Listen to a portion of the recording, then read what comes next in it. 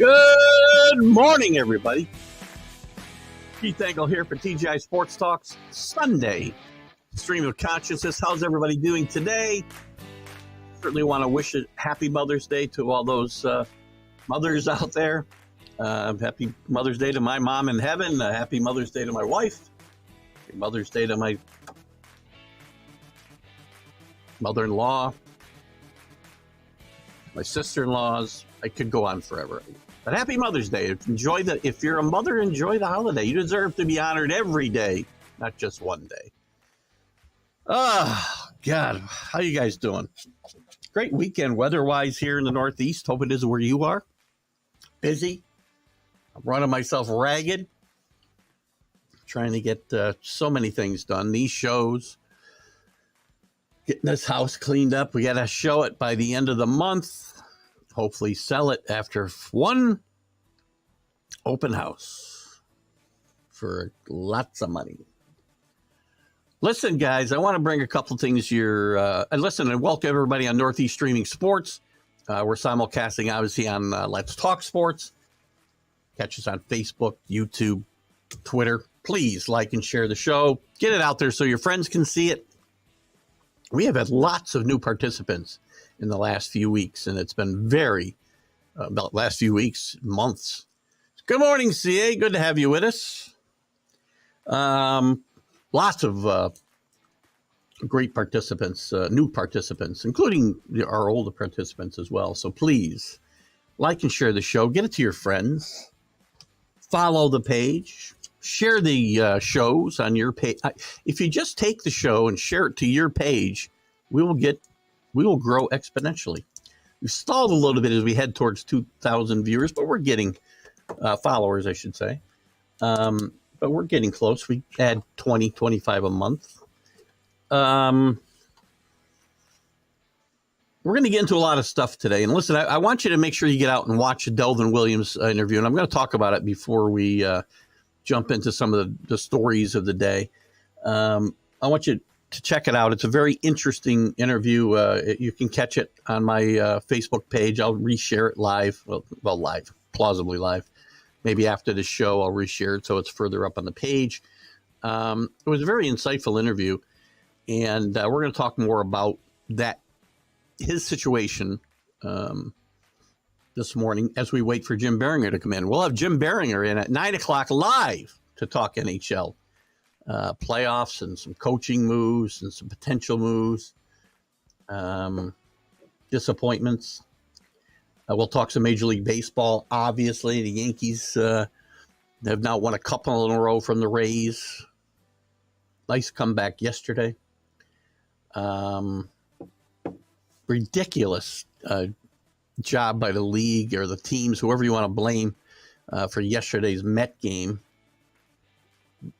Terrible mistreatment of the fans in my mind. We'll talk NFL, a little bit about the schedules, maybe. It's a little overblown, but we'll talk about it a bit. We'll talk about Tom Brady coming back to New England to be honored and what might happen that night. We'll get into the NBA playoffs just a bit. Talk about the Knicks flame out the other night and some things that might happen after that. And I think in this first half hour, Jim will be on at 9. I think I'm going to talk a little bit about the Delvin Williams situation in the NFL and who's complicit in this problem. And I'll give you a little idea of his situation. Good morning, Rick Sherlock. And I did miss some good boxing last night. I can't. That's unfortunate. I just don't have time to get out. We went out for a little dinner last night, but I have no energy to do anything. I've got time because I work all week, 55, and I'm traveling 3 days this week for work. I got workshops the following work week, and I've got my weekends, Saturday and Sunday. Got to do these shows, and then I'm working around this house, getting it ready to list. We've got a June 30th date. We're going to move. Hopefully, we'll have the closing on our new place early in June. And now we got to get this place listed. May 25th, they're coming to take pictures. So there's been a lot of cleanup work being done and moving and cleaning out of rooms to get carpet put in, and a lot of just heavy, bulky work that 63-year-old guys shouldn't be doing. But we're surviving. So I really haven't done anything except that, maybe get out for a bite to eat here and there. Alex saw the interview with Delvin Williams. Delvin was really good. He articulated his case pretty well. And just to give you guys a quick overview, if you haven't watched this interview yet, Delvin Williams was a really good running back in the NFL. All-Pro with the Dolphins. Had a couple really good seasons. One with, multiple. Listen, at the time, they're, just because he didn't run for 2,000 yards every year doesn't mean he had to have a great year. He had a couple of really good. He had a stretch of 4 or 5 years that were excellent. But Delvin acquired, like all football players do, numerous injuries through his career. Broke his wrist. He showed me where he had I think he might have said 8 surgeries on one wrist. And when he held it up, you could see what it looked like. He ended up retiring with severe neck injury. Had issues with his back.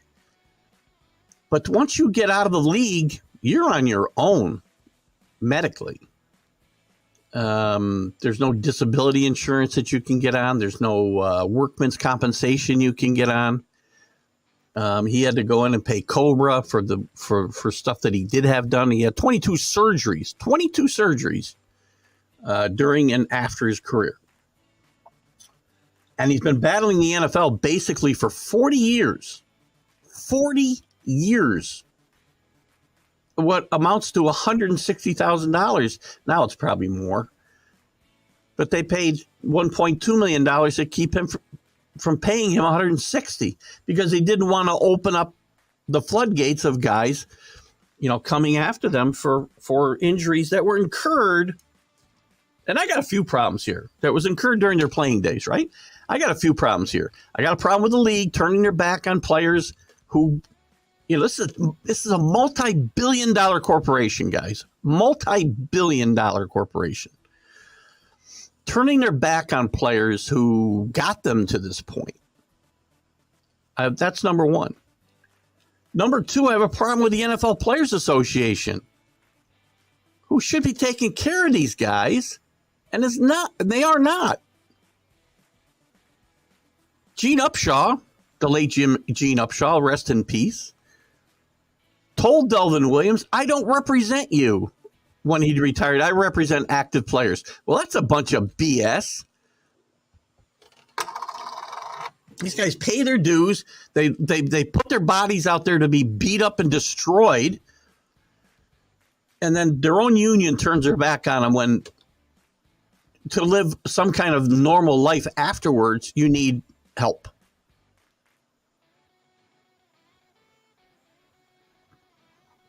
And lastly, well, maybe not lastly, but the last one I can think of at the moment, I have a problem with the players of today. The players of today. Delvin gave me a quote that Drew Brees had said. And again, this is secondhand, so Drew, if you didn't say this, don't sue me, okay? But I guarantee you there's players that have this opinion if it wasn't Drew Brees. So maybe I should have just said players and not given a name, but I've already done it. But Delvin used a name, so I will. I've always liked Drew Brees. But he was asked about some of the problems that players have. Not just Delvin Williams. There are hundreds and hundreds of players who have post-career problems. Delvin also has been diagnosed with CTE, by the way, which we know has become a huge problem. And guys have gone so far as to take their lives with very little help from the NFL, very little help from the Players Association. But Drew Brees said, well, these guys, should have taken better care of their money so that they wouldn't need help, financial help from the league. Are you kidding me? Delvin Williams didn't make as much in his whole career as Drew Brees made in a year, or half a year, or a quarter of a year maybe. These guys, Delvin Williams, you can name any guys. How about some of the guys who have gone and are not here anymore because of things they had to deal with in their post-career? Mike Webster, Junior Seau, a more recent case. There's dozens of them now. To say these guys, they don't deserve our attention, they don't deserve any help from the Players Association. Who do you think got you to the place where you could make the money you're making, Player X? Gosh, it's so frustrating. I'm going to get Delvin on this show. You guys can tell me. I see you got a comment there, Rick. I'll get to it in a second. Delvin wants to come on the show and take questions from the audience, and I think I'm going to set that up. I've got his book. He's sending me his book, by the way, if you haven't read it. Crap, I should have brought it up here. You'll see it when you watch the show, and I'm going to post it to the site too. I wanted to bring it up here, and I forgot. Hold on. Fifth Ward to the fourth quarter, football's impact on an NFL player's body and soul. I'm going to read this book. I'm going to get Delvin on. I would like to know your guys' thoughts about getting Delvin on, having him answer some questions. We'll have him on for the second half of the show one morning because he is on the West Coast, so maybe I'll let him sleep till 6:30. We'll have him out for half an hour. Maybe we'll have him out for an hour. I don't know. But I'd love guys to be able to answer some questions for him. I think the attitude of the former people running the Players Association and the current people running the Players Association is ridiculous. Now, Delvin is making some headway. He did just win some case. He sent me a bunch of court papers and stuff too for me to look at, and we'll get into this. I'm not going to let this situation drop. Believe me. You will be hearing me rail on this for quite some time. The situation really has me worked up. Any league that turns its back on the players that help build them, I'm not telling you Delvin Williams turned the NFL into a multi-billion-dollar corporation, but the players like Delvin Williams did. And he's not an isolated story. Rick, some flamed out and quit on their coach each other. No question the coach had to go. I don't know about that. Listen, he was only the winningest coach in the NBA the last 3 years. And listen, I know that I get on like Yankees. So sometimes I talk out of both sides of my mouth. I get it. It's probably a little different when I'm talking about my team. It depends on my attitude. Not all situations are the same. I don't know what goes on internally with the Suns. All I know is that 2 years ago, they were runner-up in the NBA. He was the coach of the year. I do know that they won more games in the NBA than any team in the league the last 3 years. He's not gone because of this game Friday night. Was it Friday night? Thursday night. He's gone because he didn't get along with the new owner. The new owner was never sold on Monty Williams. And you can bet I can think you can bet anything you want Monty Williams will be coaching in this league next year. He's a good coach.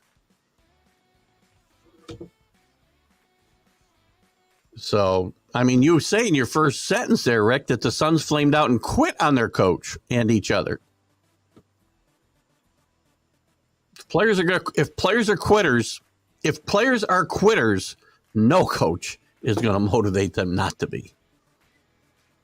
You know, but again, there's times where you have to make a move, and I guess this is one of them. I mean, I'm not, my problems with Brett Boone in the same kind of situation. I probably want him fired, and I defend guys like Thibodeau, and I defended Barry Trotz. I'll defend Monty Williams to a certain extent. My problem with Boone is got nothing to do with except for the fact that the man doesn't manage. He just reads, his script every day. So, tough situation. So anyway, guys, check out the interview if you haven't. I'll repost it again just so it's at the top of the page later on today. Delvin talked about a lot. And we did get into Delvin's career, by the way. This isn't an hour and 50. We went quite a while, an hour and 15 minutes. The last half hour probably really dives into the legal wranglings he's had with the NFL the last 40 years, sorry. Why is my screen going out on me again? I'm telling you guys. I have had more technical issues since I moved downstairs here. I had one monitor, I pulled off my desk and smashed it. I got to get a new one from work. I had a backup, and now it'll work, and then all of a sudden the screen starts flashing. So, but we'll get into a lot of this stuff today. I want to get with Jim Biringer. We're going to talk about obviously where we're at the playoffs in the NHL. We're heading into a couple of game sixes yet. The Knights and Oilers, 3-2 Knights over the Oilers. Still, I think game sixes today. I think there's 2 game sixes today. No, I'm sorry. That's game 6, and then game 7, the Kraken, the surprising Kraken. We'll talk about the Kraken with Jim. They tied up the Stars last night, and Toronto flames out. We'll talk about some possible repercussions of that flame out as well. Let me just take a look at a couple things real quick. It's hard. I want to get too deep into too much stuff because we got Jim coming on here in just about 10 or 12 minutes. And we'll get the NHL stuff talked about. Todd Bowles. I'll just get some general news out there. Todd Bowles, 59 years old. God bless him. Went out and got his college degree. Good for him.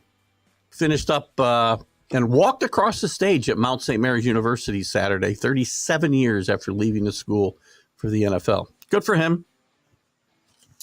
Not to diminish his feat, but he might need that degree one day because he's not an NFL head coach. Sorry, Todd. What's this deal here with Rafael Nadal? Declines clay court wild card as French Open questions loom. Nadal's been struggling with a hip injury. Jean Baptiste Perlat told French Sports Daily, whatever, L'Equipe, that he's very kindly told me that Nadal is continuing his preparation at home and that he was not ready and was in a race against time to be ready for the French Open. He skipped last week's Madrid Open, missed tournaments in Indian Wells. One of the great players. He's starting to break down. He's 36 years old. By the way, I saw a great 60 Minutes interview probably at least a year ago with Rafael Nadal. And if you have anything on demand, then please go out and check out that Rafael Nadal interview. It was really great. What do you got here, CA? Major League Baseball TV Weekend has been giving free access out to out-of-market games. It's nice. That's nice. Problem is, once you wet your whistle, they're gonna want $299 for it. There's areas in this country. My brother lives in Utah. When my brother has the package, the Major League Baseball package, because he's a Met fan, so he gets to watch the Mets, unless they're playing Colorado, the Dodgers, or Seattle, because he's blocked. He's in Utah, remember? Oh, sorry. Both Los Angeles teams, both San Francisco, both the Bay Area teams. So the Dodgers, the Angels, the Giants, the A's, the Rockies, and Seattle. So he has the package, but if the Mets play those 6 teams, he cannot watch the games because they're blacked out.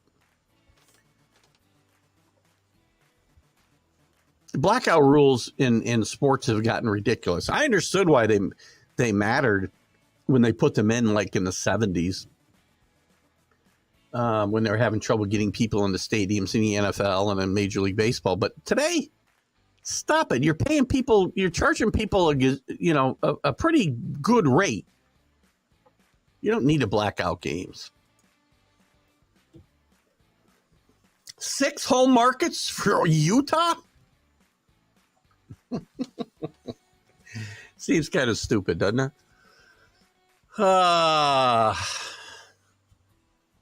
What do we got here? Big Game 7. We'll talk a little about that. Big Game 7. There's nothing better in sports than Game 7s. I probably talked about it here last week. Nothing better. I love the Super Bowl. Don't get me wrong. There's nothing better than Game 7s in hockey, and basketball, and baseball.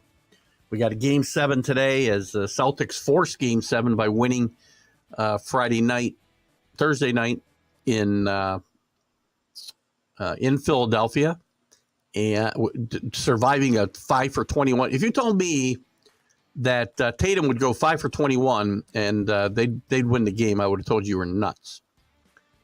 So they'll force Game 7 today, so that should be some fun. Don't know how much we'll get to see. The Red Sox and Jansen blow a lead yesterday, and Chris Sale probably pitched his best game in years yesterday. So maybe we'll talk a little bit more about that. What else is going on? I'm trying to kill 8 more minutes without getting into anything too deep. Well, let's get into the NHL a little bit. See what we're going to talk about with Mr. Biringer here this morning. Has he got any articles out? Yeah, his Devils. By the way, his Devils go out in 4 games too the other night, so that's a little tough for him. I'm sure he's a little bit down about that. We'll talk a little about that, but I want to get into some of the other stuff. And here we got some. This is good. I'm glad I brought up what I brought up about Nadal, because we don't talk enough on this show. And Kenny Gifford always gets me. It's only a 2-hour show, and we dive into a lot of stuff with the major sports, and I don't get into enough stuff. So I'm glad we talked about that. Best tennis player ever on clay, definitely. Nadal for sure. Great player. You know what? He's also, at least the way he was portrayed in this 60 Minutes interview, he's a really, really good guy. And I guess a little different than his on-court persona. And I would recommend it that you watch it. It's a great interview. Pele is definitely the greatest of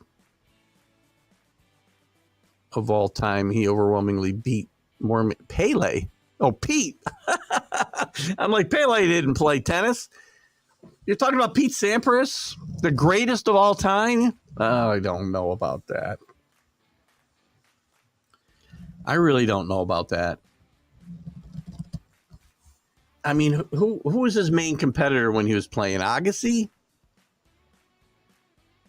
I'm not really sure. I mean, when you can go back to an era, and again, it's hard to say that. I would say McEnroe or Connors or Borg. Those guys had to compete against each other every tournament. I don't think Pete had the. And again, I could be wrong because I'm not a huge tennis aficionado, but I remember those days fondly. And I think that. I think one of those guys might be the best, only because. The consistent competition. I mean, you said he only beat more major champs than any other. Who? I don't know. Again, maybe I'm wrong. I don't know who were his major. Let's find out. And I think you're talking about Pete Sampras. If I'm wrong, I don't know another Pete that stands out. Pete Sampras. Well, let's just look at his Andre Agassi record. Because you said overwhelmingly, right? Head-to-head. In Grand Slams, he wins 6-3. I want to see their head-to-head matchups, though. 20-14. Sampras. That's overwhelming, I would say. So I'll give you that one. But who are his other competitors? Maybe I can find it by going to his. Let me just try something here. See what I can get. Professional career. Open. He's a great player. And by the way, I'm not trying to take anything away from Pete Sampras. I just don't think he's the greatest of all time. Rivalries. So here's his biggest competitors. I said Agassi, Patrick Rafter, who I'd forgotten about, but I don't think he compares to the Borg, Connors, McEnroe triumvirate in that time. That's all they list as his major competitors. I mean, who else was there playing at that time?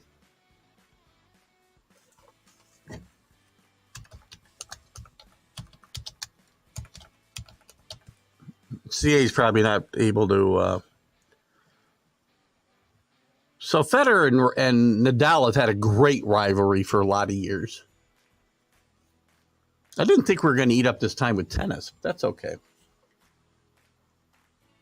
Yeah, see, these guys didn't play along in the same era. I think the era of McEnroe and again, McEnroe, Connors, and Borg really was the best time in tennis. And maybe you go back further, right? And you had guys like Elin Estasi playing. You had some other good players that would sneak in there now and again. Rod Laver, John Newcomb were played in the same era. Who was the other guy that played that time? Kenny's here, but I can't see him. Good morning, Kenny, if you're here. So anyway, that's probably a debate for another day, but that's interesting. By the way, the interesting part, and I'll bring this up, this will be hopefully this will take us to when Jim pops in. We talked about Agassi. We talked about McEnroe.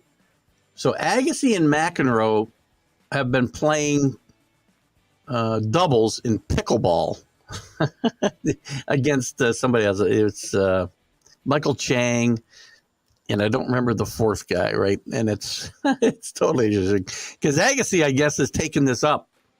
I don't think professionally, but he's a top-notch pickleball player. And this, I've seen some video on Facebook, and it's been kind of interesting stuff for sure. Good morning, Kenny Gifford. There's Kenny's good morning, and there's his specific reply to Rick. So good to have you with us this morning, Kenny. Hope everything's good on the mountain. Cool, getting cooler here today. It's only what is it right now? It's can't see my temperature. I think it's like 58 here right now, and it's not going to get up much more than 63, I think. That's too funny. I lost my weather thing there. Well, there it is, 51 right now. Sorry, here in East Greenbush. So it's probably a little chilly in the mountain this morning, Kenny. So again, we're going to have Jim Biringer here in any minute. Get into some hockey. It is good weather. I love it. I didn't sleep well last night. I probably ate a little too much at dinner. I didn't eat all day. I was working my butt off here, washing down walls in the basement. I got to get the carpet cleaned down here probably today. Still got a few more rooms to do. We're getting closer. We're getting closer where we can relax a little. I got one more today and one more weekend of really hard work. And then we'll get caught up a little bit. With that, we will bring in Mr. Jim Biringer, saving me from talking about pickleball any longer. Good morning, Jim. Good morning, pickleball, great sport. I'll probably be playing it for long as I'm reaching the age where you are supposed to play pickleball. Apparently, I'm supposed to be playing it too. So I don't know. Well, I don't know. I mean. Yeah, I see a lot of people my age playing pickleball too. So now that you mention it, the videos I see on Facebook, there's a lot of really young guys, and I thought this was a thing where just old guys were just hitting it back nice and easy, but these guys play like there's some serious players in this thing, and there are some serious players, but let me tell you, I mean, I only play for fun, but when we do play, it gets super competitive. So you've played? No, I've played. Yes, it's addicting. I have pickleball equipment, but I haven't found a place to play here or people to play with. So I don't know. Yeah, I mean, I'm a tennis guy, so it kind of the transition's a little easy. Maybe when I get moved, we'll see. Yeah. Real quick, let me finish up this thing with CA because he was telling me that Pete Sampras was the greatest tennis player of all time, and I disagreed with him. He was dominant. Andre rivalry during his long that was his only rival though. CA, that's my point is you go all right, so before we get into hockey talk, I'm a tennis guy. All right, there you go. Pete Sampras never won the French Open. Okay? Never won in Roland Garros, so he's never won the complete Grand Slam. The three guys the big three, one of which is retired, another one is probably going to retire soon.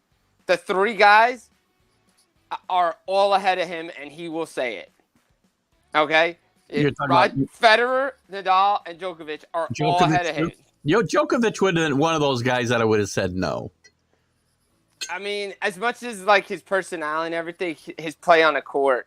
Yeah. I mean, he's so good. Nadal, Federer for sure. It was so. I mean. Yeah. See, my thought process went back to my younger days, and I thought about the rivalries between Connors and McEnroe and Borg, and how great those days were in tennis. And I mean, totally today though too. Somebody said, I mean, you could make the argument that Rod Laver is still the greatest tennis player of all time because he's the only guy to win the calendar Grand Slam twice. It's funny though. Well, certainly if they had today's equipment, I'd really see if those guys could compete. McEnroe was not a power player; he was a finesse player, and he might have had trouble with these guys. Oh, for sure. I mean. Well, I think he ran into Andre at the end of his career, like in the early 90s. I mean, Andre revolutionized the game because he changed the game from a serve and volley type game to a baseline game. I mean, he really changed it because he was staying back. He never served and volley. It was all baseline. Right, right.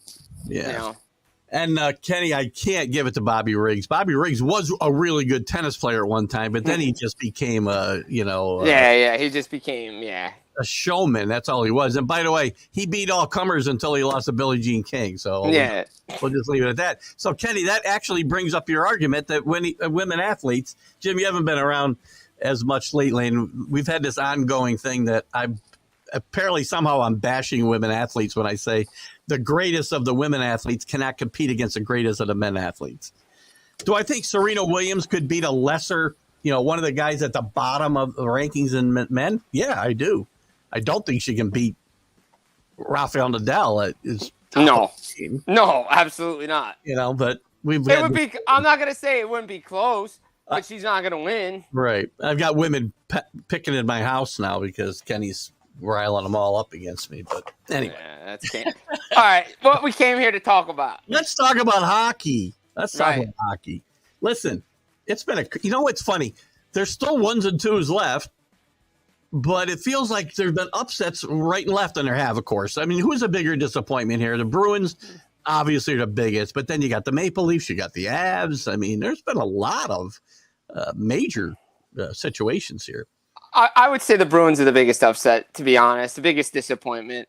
I mean, expectations were they had to win a Stanley Cup or else what's the season? Like I said in the video, it doesn't mean a thing if you don't get the ring. I mean, we cross a lot of sports here, so Michael Jordan said it best. And the Bruins had a phenomenal regular season. It doesn't mean squat. Like the 2001 Seattle Mariners don't mean squat. It's gone, right? To history. It's lost.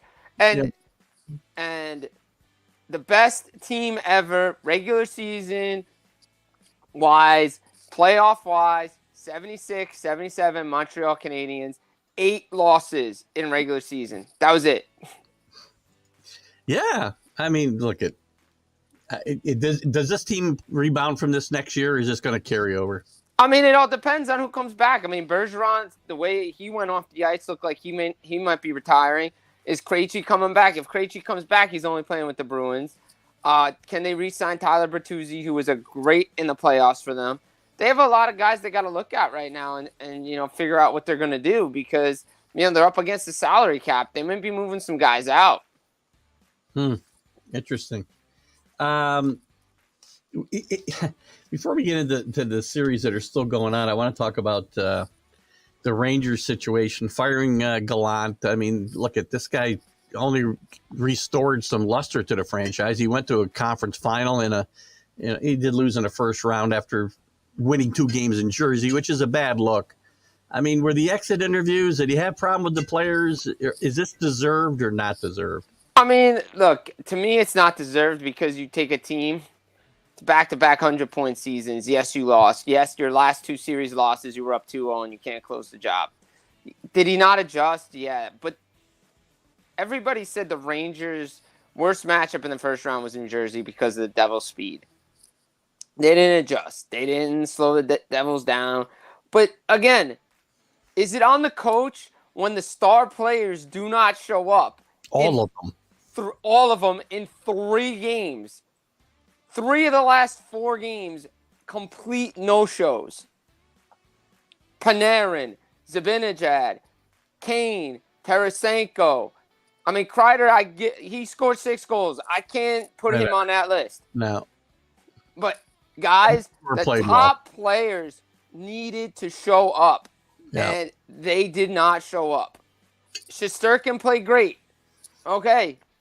But he had no offense. And to me, look, it goes all the way back when we talked about when JD and Jeff Gordon got removed. It was on James Dolan. It is now on James Dolan again and Chris Drury to get this right. Because if this team takes a step backwards next year, which they can, because they also are up against the salary cap and need to re-sign guys, and I don't think they're bringing back Patrick Kane. They're going to try to bring back Tarasenko, but they have questions around their kids with Miller and Lafreniere and Kako and all these guys. Can they bring the same team back? And they're gonna want to look to add more depth down the middle. And the thing to me is you have to bring in a coach to put the kids in a position to succeed. I'm watching the World Championships right now, and I see Capo Kako playing for Finland. He looks like a completely different player than he did with the New York Rangers. He's playing top 6 minutes. He's on a power play. He's looking like the guy that he was in his draft year. Now, what is it because he's playing with familiar people? He knows the system? Whatever. You drafted him 2nd overall. He's not a 3rd-line player. Same with Lafreniere. So the coach had to put these guys in a position. Now, you also have to earn that position, as Wyatt Johnson did in Dallas. But still, it's not all on coaching. Who are you bringing in that's better? Unless Mike Sullivan gets released from Pittsburgh, who's coming in? If Peter Laviolette gets the job, it's just a lateral move. You should have just kept Gerard Gallant. I agree with that 100%. Now, let me go back to the Sullivan situation because Larry Brooks had an article in the Post today. You probably saw it or maybe didn't, where he's been floating this thing, and I think he's done it a couple times this week, that Kyle Dubas may leave Toronto after their flame out again, go to Pittsburgh, take O'Keefe with him, and that leaves Mike Sullivan free. He hasn't been released yet, right? He's still the coach. No, he's still the coach, and again, you hear the reports that he's involved in GM search. Yeah, I mean, he might be involved, but that makes no sense to me either, right? Exactly, because wait a minute, the GM's going to come in to keep you. I understand you just signed an extension, but so did Daryl Sutter, and he got let go. So you see any credence in this scenario that it's a long shot, but then Sullivan obviously makes his way to the Rangers. Look, does Kyle Dubas decide not to return to Toronto? It's a possibility. Does he feel he has unfinished business? Probably. He did his best job this year putting this team together. This team was more complete than it's ever been under that core 4. But now, if Dubas does come back to Toronto, he's going to have to make tough decisions. They cannot continuously run it back with the same core 4. Right. And the core that's there. You can't run it back anymore. You got to the 2nd round. Florida made changes last year after they got swept. Like, overhaul. Do I think Sheldon Keefe probably doesn't come back? Yes, I don't think he comes back. And by the way, let me get this. Hang on one second. I want to put this up because I didn't mention this at the top before we go on. Kenny asked if you won your championship, and I should have said yes. Yeah, we did. Yeah, we did. You did? Yeah, we did. That's right. Yeah, we did. So congratulations to that, Jim. And there were some pictures Jim had up with his holding the what's that trophy called, by the way? It's just the championship trophy. That's it. Do you guys each get to take it around like the Stanley Cup and do really gross things with it? It's definitely at my house right now. Well, I'll assume nothing gross is happening to it then. No, absolutely not. And what else Kenny got? Kenny doesn't like the points thing in hockey. Why doesn't your record speak for itself? Well, the record drives the points, but Yeah, your record drives the points. I mean, nobody likes the point system in hockey, but that's a debate that's going to go on, and it's probably not going to change. I hate what's the one? If you get to overtime, you get a point. Yeah, the loser point, I call it. That's the stupidest rule ever in the history of sports. I hate the loser point. False parity. When I say stupidest rule, that's going a ways with some of the Major League Baseball rules we have. Yeah, well, I don't know. I think that might still be behind the automatic runner on second base. Yeah, you're probably right. I probably overspoke that. Let's look at so we've got 2 series that wrapped up. Florida took your Devils out, sadly, in 4 games, and pretty handily, except for the one game that they won. Yeah. Florida's playing some great hockey. They had to play well at the end of the season just to get in the playoffs. And now they've got some great momentum going after taking out the Bruins. The Bruins and the Maple Leafs. Bruins and Maple Leafs. I said Maple Leafs. Sorry, Maple. The Hurricanes beat my Devils. But look, Florida's playing great. They've been playing playoff type hockey since January. Everybody expected them to take a step back this year. I didn't think anybody expected them to win President's Trophy again or be up there. But everybody expected them to be in the playoffs. This is a team we saw last year. All right? This should become no surprise to anybody that this is the team that we saw last year in the playoffs. Sergei Bobrovsky looks like the guy he's supposed to be, $10 million man, right? He's coming in the Bruins series, and he's basically shut the door. He shut the door on, the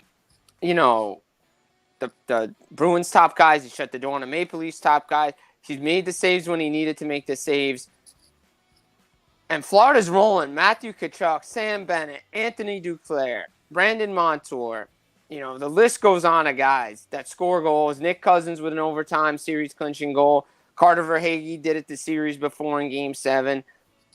These guys scrap and claw their way to victories. Now, they played the Maple Leafs and the Bruins, two different they played 2 very similar teams that want to, I don't want to say run and gun, but Florida could sit back a little bit more, played a bit more defensive minded. They were patient with the puck. Yeah. It's not going to be the case against Carolina. Well, they have to be very patient. It's a good Carolina team that has probably the best top 6 defense core in the league right now. Their offense is clicking. They shut down the neutral zone on New Jersey. They frustrated the heck out of New Jersey. New Jersey never adjusted, and they paid for it. You saw it in Game 4, 4 goals in a span of 5 minutes and 20 seconds. When Carolina wants to score, they're going to score, and they're going to take advantage of everything. They got great goaltending by Frederik Andersen, who came in the Islander series. Now, what I'm looking for is does Florida's goaltending and defense flip the Hurricanes back to the team we saw in the first round that were only averaging like 2 goals a game? Because the Islanders played good defense and had a good goaltender. Devils, they didn't get the save when they needed to. And young team, the Rangers series hangover in Game 1, but they just didn't adjust enough, and the effort wasn't there like it was in Game 5 to where you could believe that they could beat this Hurricanes team. And going 3-12 in the playoffs in Carolina since 2001 is not a good record. That's not going to win you a lot of series in the playoffs, especially against that team. Look, they're still a young team. The Devils are a year ahead of schedule. You get to the second round of the Stanley Cup playoffs. Guys want more. So it's, it's a tough, bitter pill to swallow, but a very successful season for them. But Carolina, what they're doing offensively, with no Svechnikov, no Teravainen, what they're getting from Jordan Staal, from Natchez, from Kotkaniemi, from Foss, from the list goes on of guys that are scoring goals. Man, you got to be impressed with this Carolina team, and of course, Rod Brindamore. We'll move on in a second. I got a question about the Stars. So let's go to the West, I guess, real quick. We've got a Game 7. Nothing better than Game 7. Absolutely. With a surprising Kraken and the Stars, as the Kraken stay alive with a big win last night. And I think we got a Game 6. I don't know why the game's so far behind. Must be the previous series went long. The Golden Knights are up 3-2 against the Oilers. I think did they both play today? Golden Knights and Oilers played later tonight. Okay, cool. Oh, I'm sorry, not both of them. They played last night, obviously, the Kraken. What are your thoughts there? Listen, the Kraken, to me, getting to maybe in a position because they're playing really good hockey. They haven't won a championship like Vegas did in their first year. This is the second year for the Kraken, but still very impressive movement forward. And they've built this team a lot differently than Vegas built that team when they won. They loaded up with veterans and guys that could get them there quicker. This team did it a little bit differently, but still making a pretty quick ascent, I think. Yeah, I mean, you got to give credit to what Seattle's doing this year. And I think, the fact that their offense is a lot different this year, too, helps. I mean, you add Matty Beniers, a healthy Jaden Schwartz, Andre Burakovsky. You add that kite kid that comes in. They're getting goaltending from Philip Grubauer. But this series is so weird because it seems whoever scores the first goal just runs away with the game. Like Dallas scores this game, it's pretty much runaway city. Seattle, same thing. And we saw that in Game 6, though Dallas made it close. Like, Seattle opens the scoring, Dallas responds right away. And you thought that's what they were going to do. Mm-hmm. And then when Seattle made it, 5-2, they made it 5-3 right away. You're like, okay, well, this isn't going to be a blowout. This isn't going to be a runaway. It ends up 6-3. But, Dallas hit so many posts in Game 6, especially early and then in the second period and early in periods that if those go in, it's a different game, and maybe Dallas is headed to the Western Conference Final. But give Seattle credit. Strong defense. Last night was the first time you really saw two players really take over, and Tolvanen and Jordan Eberle. Wouldn't Jordan Eberle look great in an Islander sweater right now, considering the offense he's producing? Because the Islanders need offense. But Tolvanen and Eberle each had 3 points. It's like kind of the first time all playoffs where two guys really took over a game for the Kraken, because usually it's just multiple different goal scorers each game. I mean, they have 15 different goal scorers in the first round. One game, they had 7 different goal scorers. It's, what Seattle's doing last year, nobody really expected them to make the playoffs. But the fact of what they're doing this year is like Vegas in their first year. And it's like the us against the world mentality. And the team is, they're just embracing it. And if it ends in Game 7, it ends in Game 7. If it doesn't, they're going to go to the Western Conference Final. And I don't think – but here's the problem. They go that far. Now, like with Vegas, your fan base expects you to be there every year. Yeah. And that's really high expectations when you haven't – yes, they lost the first year, but they haven't gone through those growing pains of an expansion team. Yeah, it's different. It's funny. You don't see these types of leaps forward in baseball or football with expansion teams. So it's interesting in hockey. We've had it now twice in a just whatever half a decade, right? So yeah, but the rules in the NHL now for expansion teams are a lot different than they were back in the day. Yeah, like way different. Like when Minnesota and Nashville and Columbus came in, the rules were way different. And so CA wants to see a Panthers Stars matchup. What? First of all, what are you predicting? And second of all, what do the TV people want to see as far as exposure?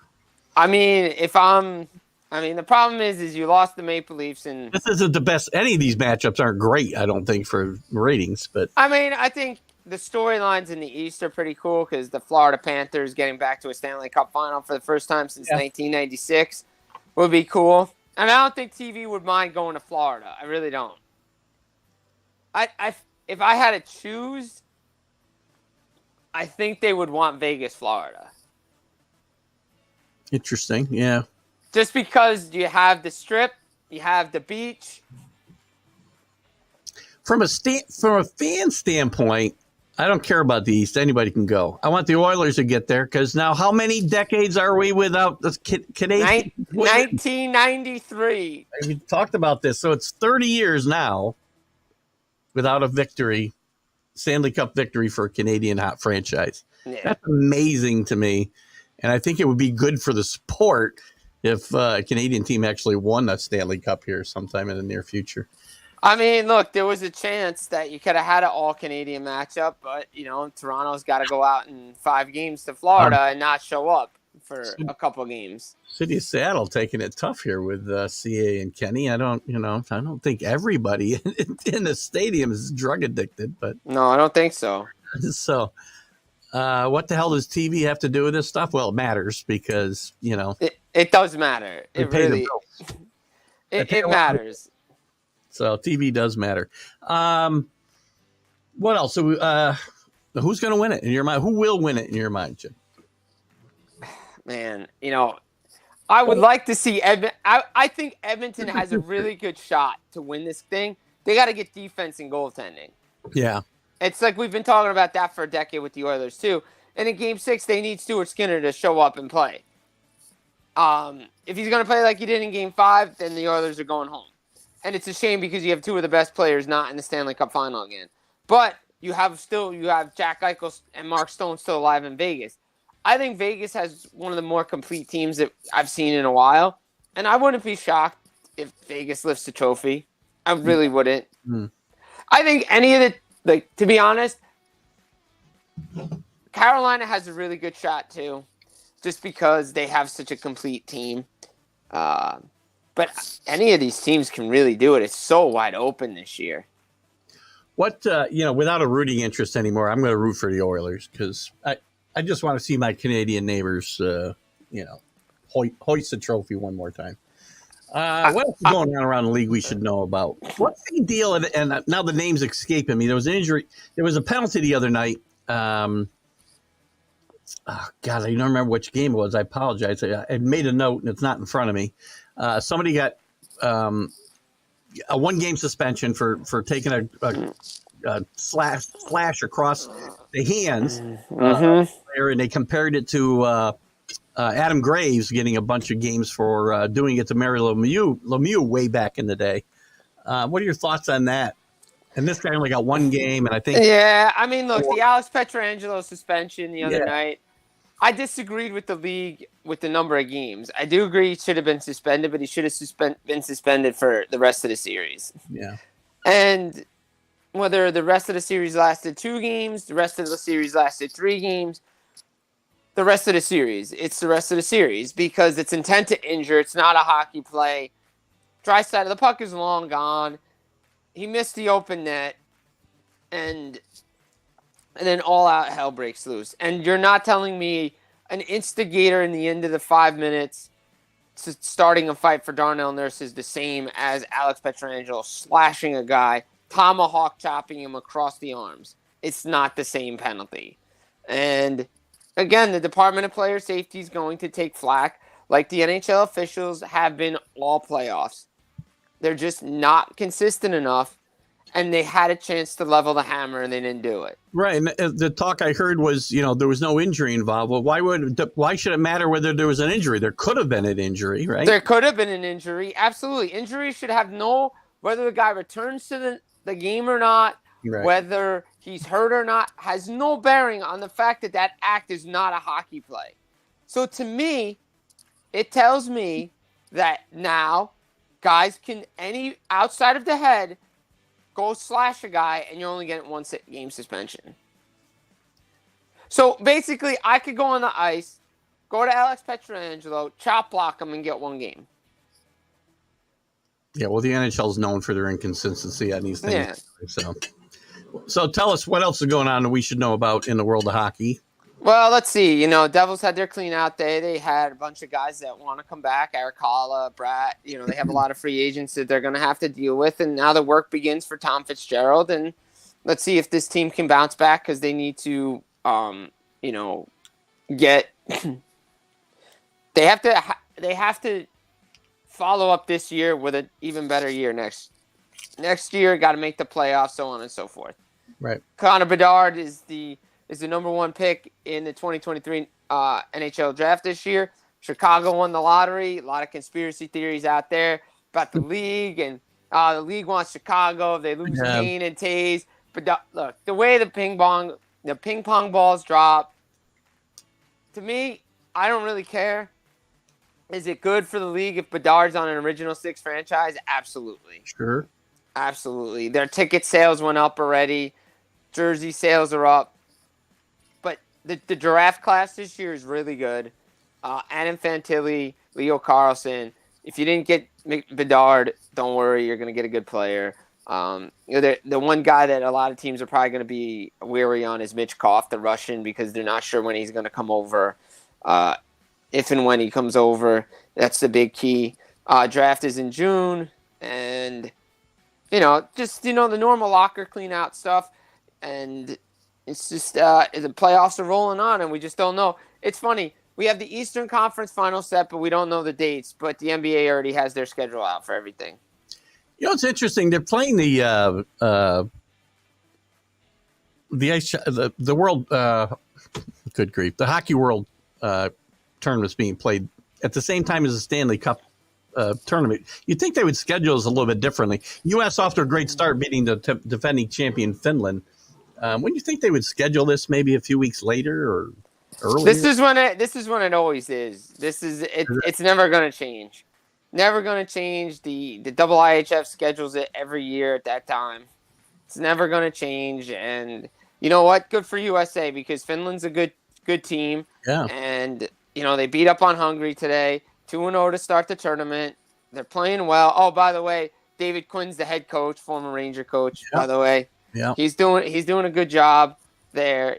This is a place for guys that want to continue playing, that or also want to just show that they can play hockey, and that stuff can carry over into next year. If you ended on a bad note, you go over to the Worlds, you still are playing hockey, you have a good tournament, that's going to carry over into your off season and into next year. Excellent. Well, we still got a lot of hockey left, Jim. We'll have you in here if you're available to carry us through the semis and the finals, or I guess finals and league finals, I guess is a better term. Yeah, the conference final and the Stanley Cup final. And we'll probably have some coaching news as we go through here the next month as well, I would think. So I would think so. It'd be very interesting. Barry, you know what I said? It's too bad Barry Trotz signed somewhere, because I think to make Carlos's head explode, I would like to have seen Barry Trotz sign as the next Ranger coach. Well, I will say this before I go. If the Islanders are really going to run it back with Lamoriello and Lambert, they better upgrade their offense. Yeah, agreed. Jim, thanks for coming in today. Congratulations again on your victory last week, and we're glad to have you back in the saddle with us live. Absolutely. It was a great day to be here, talk some hockey. Hope everybody enjoys the day. Excellent. Have a great day. Happy Mother's Day to your mom. Happy Mother's Day to all the moms out there. All right, bye-bye. Bye. All right, guys, I got to do one quick thing, and I'm going to take a quick break and be right back. I promise you, it will not be more than a minute or two. I will be right back. I just got an urgent little thing I got to do, and I'll be right back. Don't go away.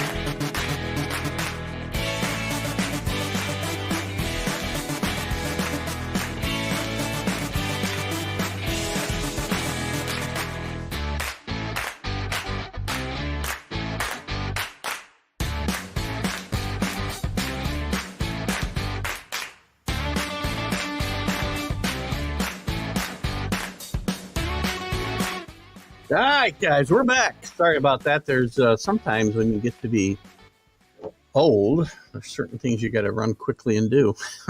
I'll leave it at that. Oh, I hope everybody's, I never put Jim's banner up. That sucks. But that's all right. He understands. I think. Great job by Jim Biringer, right? Great to have him back talking all things hockey. And we're going to get to a lot more conversation with Jim as we go forward here deeper into the Stanley Cup playoffs. We're already very deep into it, obviously. So I'm glad you guys were able to be here and obviously, as you always do, contribute in a great way. Can't seem to get my banners together here. That's what I'm kind of stretching for. My mouse don't want to work. Nothing's working right in my studio these days. We bounce. Oh, man. Let's jump into some Major League Baseball news, guys. Where are we? Did I miss any comments here? I'll go back to your...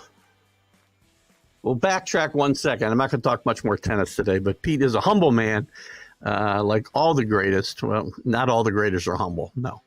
Again, he put to bed a list of champions that the other three couldn't. I still don't agree. I see two guys he played, Patrick Rafter and Agassi. But it is what it is. That's why we're here. We get to, agree to disagree. And again, yes, Kenny, thanks to Jim Biringer again for his comments. Great stuff. So let's jump into some Major League Baseball. What's going on around the league? I got to tell you something. Yankees win again, 9-8 yesterday, by the way. Can the Yankees come back here? Yes. They're only 7 games out of first with a great start the Rays have had. The Rays have built a lot of this lead on mediocre or worse competition. They now, I think, have lost the majority of their games to the teams that they played that are better than 500, let's say. The Yankees, the Blue Jays, and I think maybe the Orioles are in there. And the Red Sox. Red Sox starting to crash, by the way. They're back in the last place. Lost 2 in a row. Sorry, Judy Phillips, if you're with us today.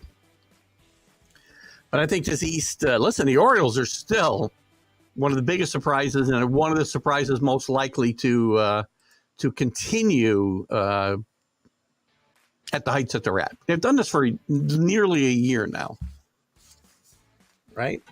So we won't have Drew with us, I don't think, by the way. Drew's on a cruise, so I would not expect to see him this morning, just so you guys know and know why he isn't commenting. The AL Central's just a mess. Absolute mess.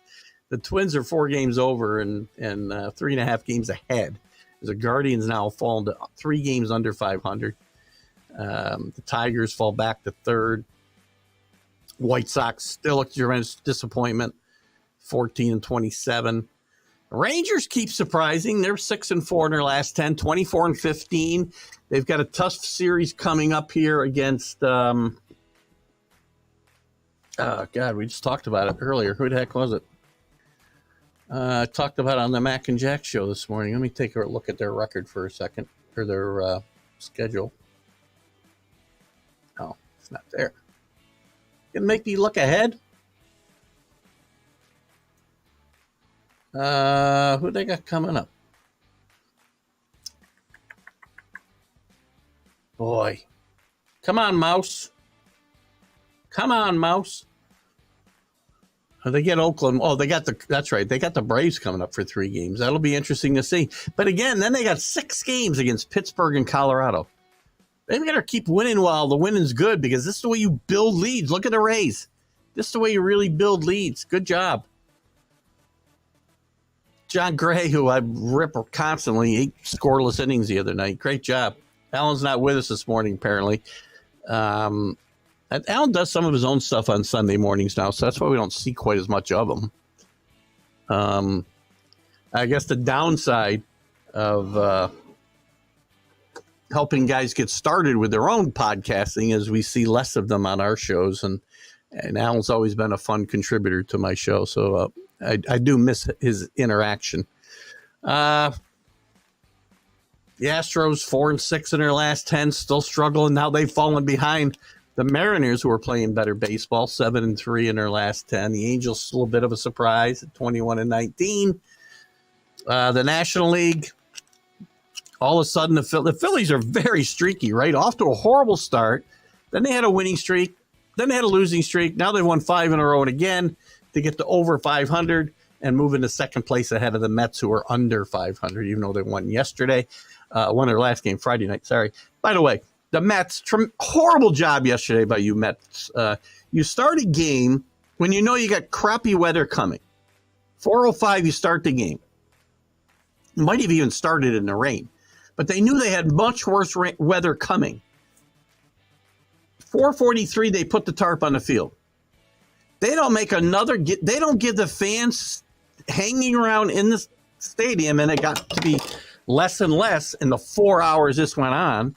They didn't give them one update until they postponed the game, which will be part of a dual admission doubleheader today, until 8:38, 4 hours later. And at that point, it hadn't rained for an hour. The tarp was off the field. I saw some pictures of what the ground crew had done. They'd done a great job, and they could have finished this game.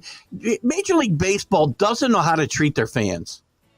This stuff goes on all the time. Horrible effort. The Marlins, the streaky Marlins, bit of a surprise still at 19-21. They had gotten back to 500, but they've lost a couple in a row. They're going to be bringing up their number one pitching prospect, I think this week. Or no, I think he started. He started the other night. I think he must have got beat. The Mariners. Good grief. Who else? Central. Brewers. This division is just horrible.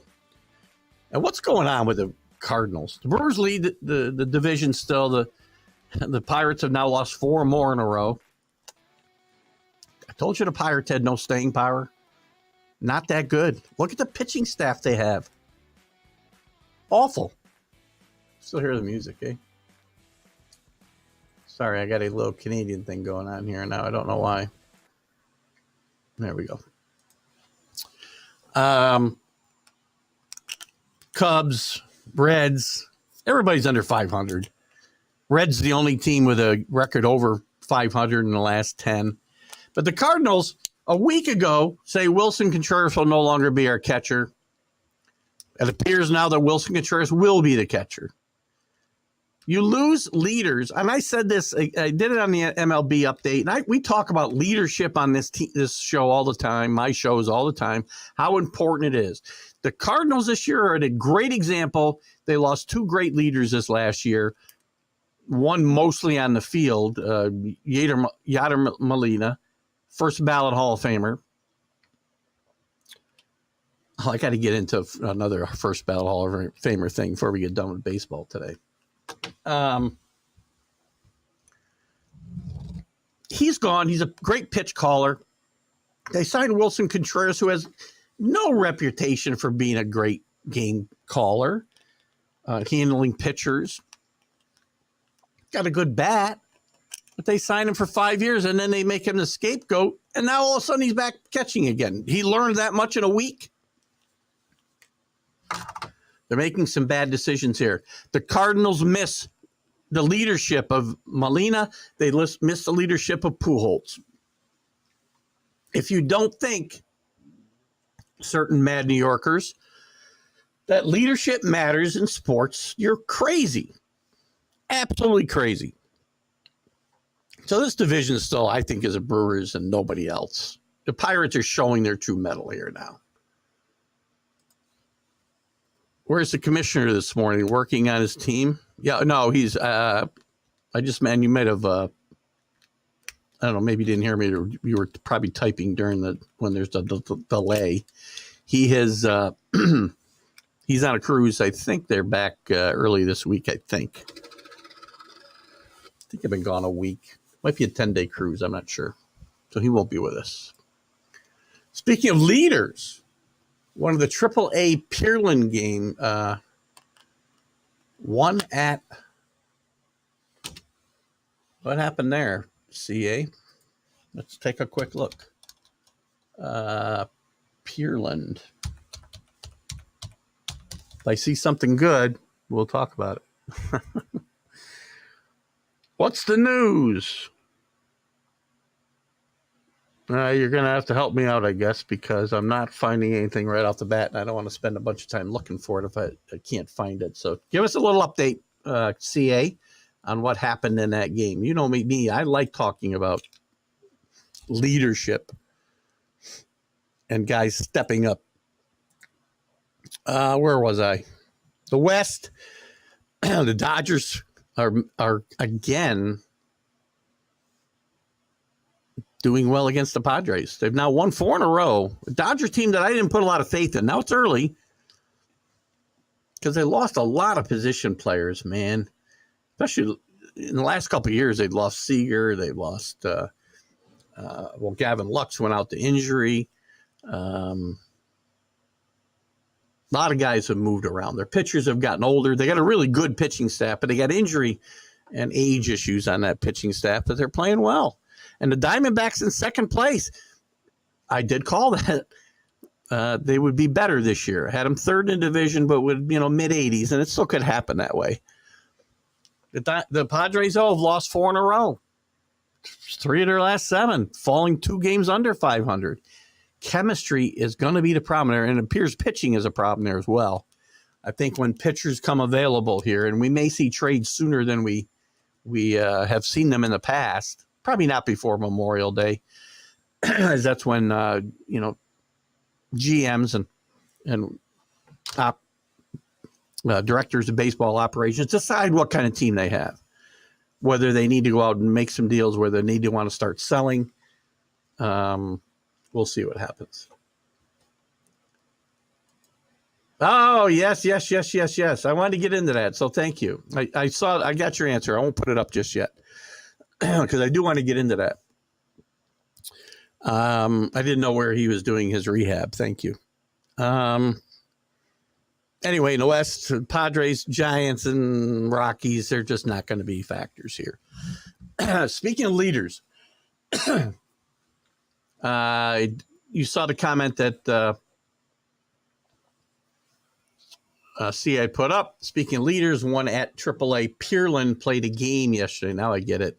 Jose Altuve. And I want to talk about a couple things with Jose Altuve because I'd love to, me, I'd love to sponsor or spark some debate here.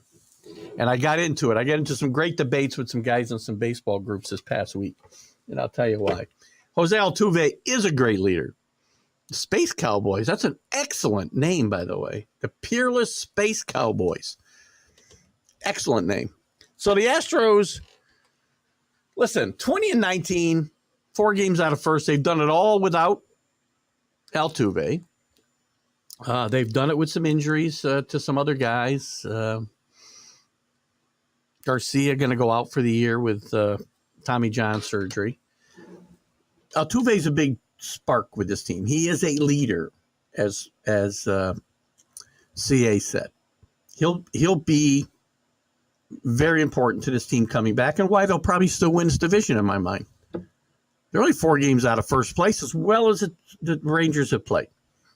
I see the Rangers coming back to earth, and I do see the Mariners and the Astros both passing them at some point. Jose Altuve obviously is a very polarizing figure in baseball. In general, a question was posed. Let me see what we got here.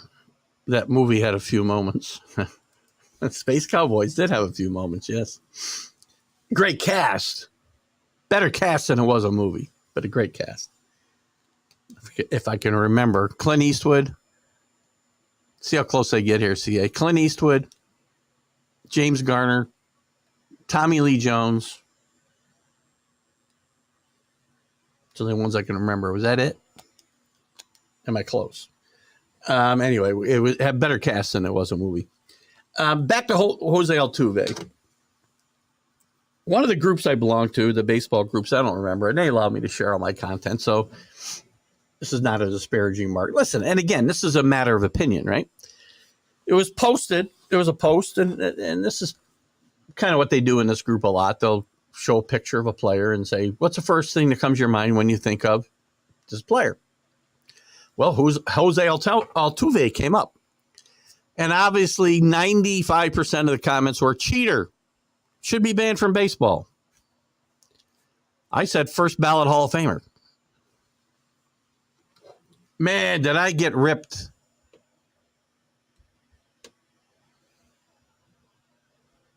That's when I got the idea. That's when I got the comment that, he should be banned from baseball forever for cheating the game.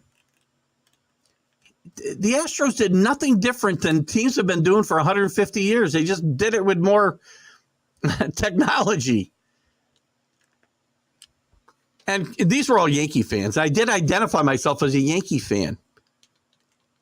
Do not tell me, sorry, Brian Cashman and Yankee fans, you did not lose that series in 2017 because of the sign stealing. First of all, hide your signs better. Second of all, when you don't score any runs, it doesn't matter where teams are stealing signs or not.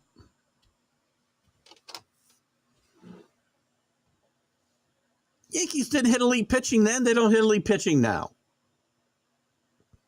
So stop with the whole, we should ban these guys forever. This isn't the 1919 Black Sox who threw the World Series. This isn't Pete Rose who bet against his own team, or at least on his own team, probably against them. This isn't steroid users who are this. That's a worse aggression than this, because this is something people have been doing for 150 years. We've had guys in the. Ralph Bracca will go to his grave saying the Giants were stealing his signs from the center field bleachers with binoculars, which, by the way, was probably pretty high tech for then. A walkie-talkie and a set of binoculars to the dugout. Don't think he had access to buzzers. If they did, they probably would have been using them. I'm so tired of this controversy, and I got into it with these guys who tell me that I don't know anything about the game. Nothing. Human nature is you try to get every advantage you can get.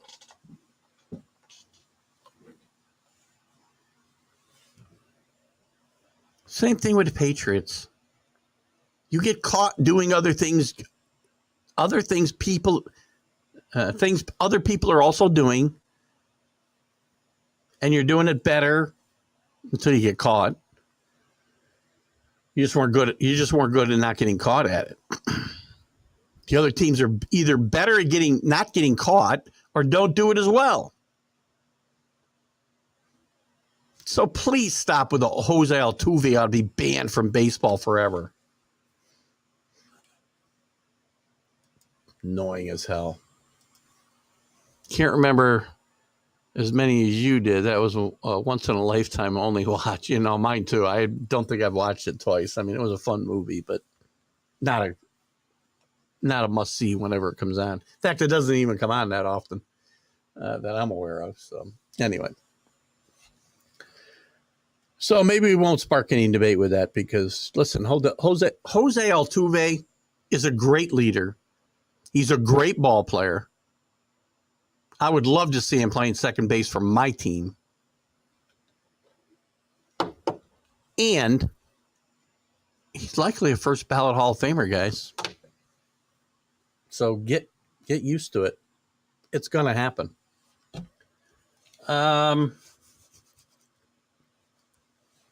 Now, speaking of this, I want to move on to something else with this if we don't have any comments yet. We can go back if you guys have some. I know there's a delay. The other thing I'm a little bit tired of is this whole Randy Arozarena thing. How about you, when you round the bases, Randy, if I can call you that, get rid of some of this stuff. I don't need this. How about when you run around the bases, touch them all, and don't do this stupid home run ceremony that you got to do when you get to third base every week, because you're going to get yourself or one of your teammates hurt.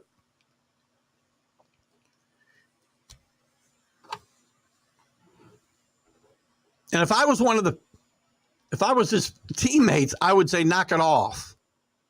Now, I'm not going to tell my pitchers to throw at somebody other than a Rosarina. But this guy, you know what? Dude, you're not Aaron Judge. You're not freaking Henry Aaron. You're not Willie Mays, who, by the way, none of them did any of this crap.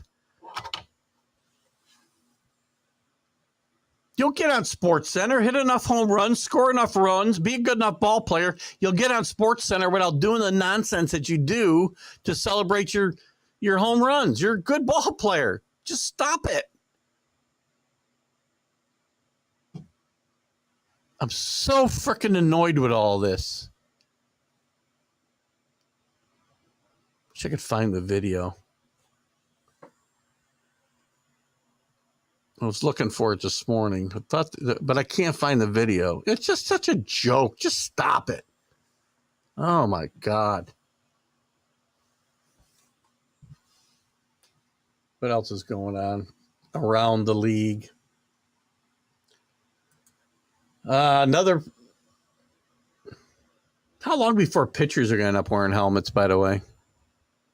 Rockies' Ryan Feltner hospitalized for tests after taking a liner to the face. I got to tell you, some pretty ugly uniforms they were wearing yesterday, too, the Rockies. Ugh. But he took a pretty good liner to the face off the bat of Nick Castellanos.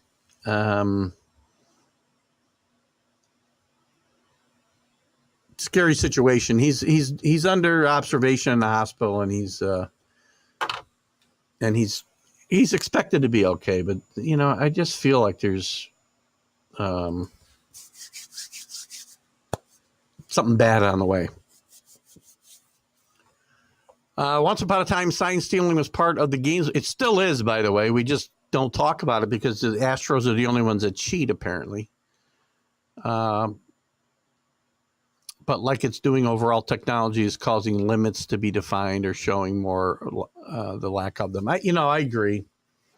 Technology makes it all, you don't have to use technology necessarily to do this type of thing. Again, when they were doing it 70 years ago, 100 years ago, as I said, it was pretty high tech back in the 50s when the Giants supposedly were stealing the Dodgers signs in that 2-game playoff they had for the 54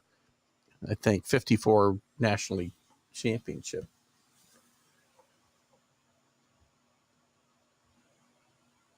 They think they did something special. He would never swing another bat. Headhunter would be the word. Yeah. Listen, I'm not advocating guys to get hurt, Kenny, but you got it. This can't go on, man. And I'm surprised. The Yankees did throw and hit him twice last weekend. Supposedly it was, not intentional. I'd like somebody to say, just take your suspension and say, yeah, I threw at him because what he does is BS. It's not the way the game's supposed to be played. You remember what Barry Sanders said when he scored a touchdown? He handed the ball to the referee and he was asked why. He didn't have some elaborate touchdown dance. Because I want to act like I've been here before and that I expect to be back. Great advice, young kids. Listen to Reggie Sanders. Listen to Barry Sanders. Don't, as Kenny said, it's nothing special. You hit a home run in a meaningless regular season game. Act like you expect to do it again, and not like it's your first one. You could do that too. It's been known to happen. Hit him on the pickoff. Give him a slap in the face on a steal. Lots of ways to get it done. But I want my pitchers to take care of it. You're showing my pitchers up. You're right. I guess his teammates could back up the pitcher, too. It's annoying. I don't want to advocate violence, but come on. Bullshit. Oh, now I said the word. I'm in trouble. Kensley Jansen, who's struggling, blows another lead yesterday. Second straight game.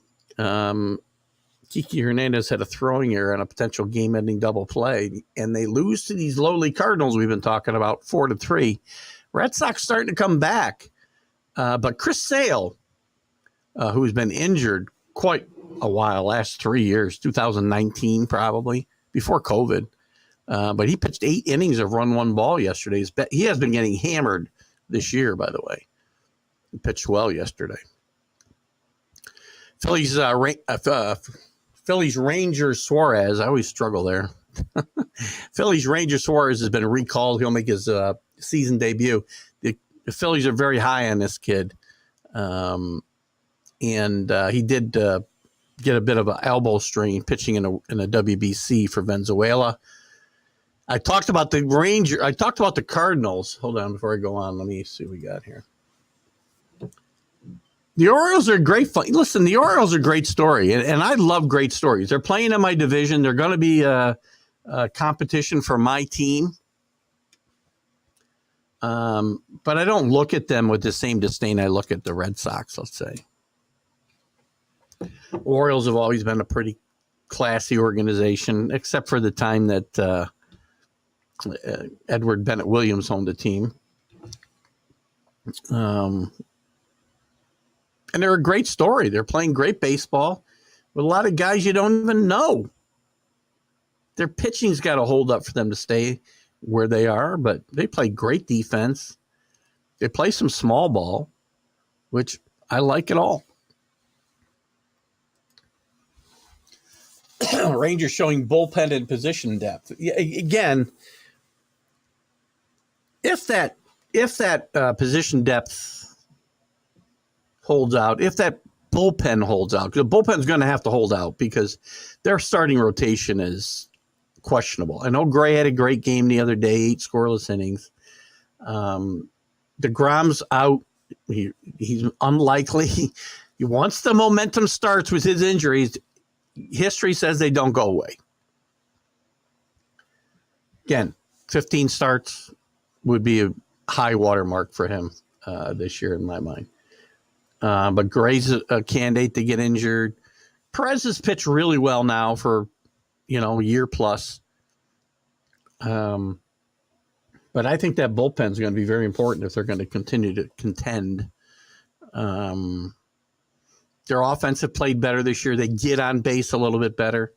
I really knocked them last year because they didn't get on base enough.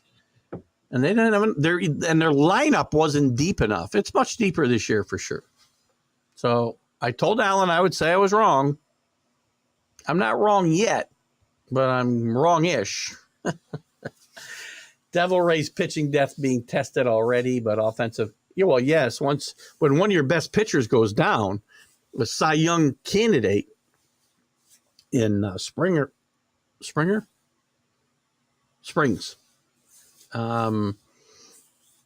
That's a problem. Offensive power holds. They'll stay in a race. I'm not saying they will not be in a race. I'm telling you they're not going to pay, $750 baseball for the entire season. I mean, that'd be a record. But let's not take anything away from the Rays organization. Every year, they find a way to get this done. They compete every single year. Did they make the playoffs every year? No, they didn't make the playoffs last year. Or did they? Maybe they did make the playoffs last year. I can't remember now off the top of my head. But they've been to World Series. They've been to ALS, AL Championship Series. So kudos to the team, the management team running this organization, and kudos to Kevin Cash. Kevin Cash isn't one of my favorite guys because he's very, I don't know. He's got rabbit ears over there in the dugout, and I don't like some of the stuff that he look at. He got all over the Yankee pitchers for throwing a Rosarina last week. Shut up, Kevin. He got upset a few years ago with some pitches inside. If you don't want pitches inside, then tell your hitters to get off the plate. Pitchers should be throwing inside. Ridiculous. Allen shows up in time for me to say I'm wrongish. Bullpen's been more of a concern than the starters. Perez has pitched pretty well. No? It was last time I looked. Hang on, let me find my let me go backwards here. Since Allen's here, we'll talk a little bit about his Rangers. I have no problem with that. Oh, let's take a quick look. Overall, Martin Perez, 4.25, 1.61 whip. Yeah, he's been struggling a bit. You're right. 54 hits in 42 innings. He must have had a couple of bad starts recently because last time I looked, he was doing pretty well. Evaldi's been very good. Last time out was awesome. His strike to walk ratio is probably the best in baseball without me looking at everybody else. 56 Ks in 33 innings, only 8 walks. That wins baseball games, people. That wins baseball games. John Gray, as I said, had 8 scoreless the other night. He will get hurt. But after that, how's that Andrew Haney trade working out? Not a fan. David Dunning, who I think you might see in the starting rotation here before long. He started a couple of games. I think Dunning needs to be a starter, unless they need him in the bullpen.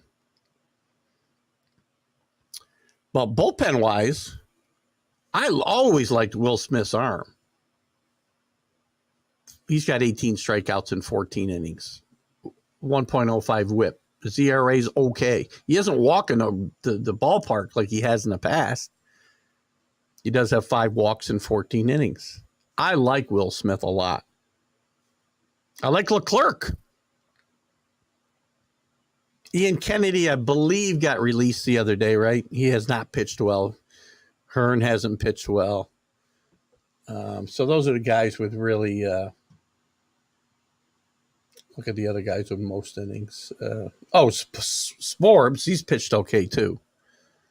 So I like some of this team. Cole Regan's not pitching that great. He's another guy that needs to step it up. But Hernandez has pitched well. They got some issues. Their issues again, Alan. That starting staff is going to need to stay healthy. Andrew Haney is not going to do it for you. You're going to get, if you get 15 starts out of DeGrom, you've done very well. But the offense is playing much better than I would have given them credit for. I mean, I talked about some of the guys, and I'll get your comments here in a second. We'll give Alan a chance because we don't always get to see Alan and talk about his Rangers. Simeon's playing really well. Nathaniel Lowe, you're getting a Nathaniel Lowe season out of. He's okay. Josh Young has had a pretty good rookie season so far. He'll be a candidate for Rookie of the Year if he's eligible. Garcia, got to get on base more. You got to raise that batting average. Heim, who I wasn't giving much credit to, having a pretty good offensive year. Robbie Grossman, nothing special. Traveris hitting 300. So overall, the team's has raised that on base percentage of 338, which isn't awful overall. But they don't have that 1, 2, 3 guys that get on base a lot. That's the thing. Simeon's good at 370. Heim's been good at 379. They're carrying that 388 for Josh Smith, who's he got 62 at bats. Jankowski with 382. Those are the types of things you need. You need base runners. And it's one of the things that I've not given this team credit for, but it's improved. Last year it was about 300 as a team. So He's probably changing diapers. What are you talking about? Offense is the thing that has propelled them forward. Agreed. 13 players have 20 plus RBIs. I still worry about a couple of these guys, though. And and let's just assume when you get the crunch time, Alan, though, you got to pitch. You need a bullpen. And you need to, score runs against the best pitchers. So we'll see what happens. Listen, so far, your team has played really, really well. So far, I'm wrong. Ish. But I didn't say they wouldn't be in first place in May. I said they wouldn't win the division. I did say they wouldn't finish 500. They'd finish just under 500. Maybe I said under 500 or maybe close at 500. Okay. I did not think this team would make the playoffs, and I still don't, because I think there's two teams in this division that are better than them. They're about to have over 80 home runs as a club. Listen, I don't get terribly excited about home runs. I get excited about runs. Doesn't matter how I get them. Again, we get too excited about home runs. The 3 true outcomes is what's ruining baseball. And I want to see teams get more. So on base percentage, slugging percentage and on base percentage both mean something to me. Now, home runs play into that. I like the doubles. I'm more impressed with the fact that they got 79 doubles. And by the way, they've only got 51 home runs. So maybe you meant doubles. CA. They're not going over 500 as a team. Unless I'm missing something, they got 51 home runs. Perez got rocked. Yeah, that's what I probably figured. I had picked them up on my fantasy team and dropped them about 3 different times. I probably started them the other day, though. Leclerc has been terrible, blowing every save opportunity that he's had.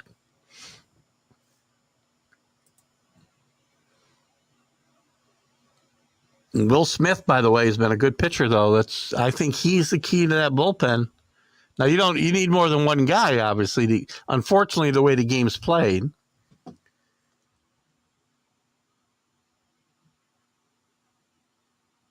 trying to look at his blown save. They don't list blown saves here.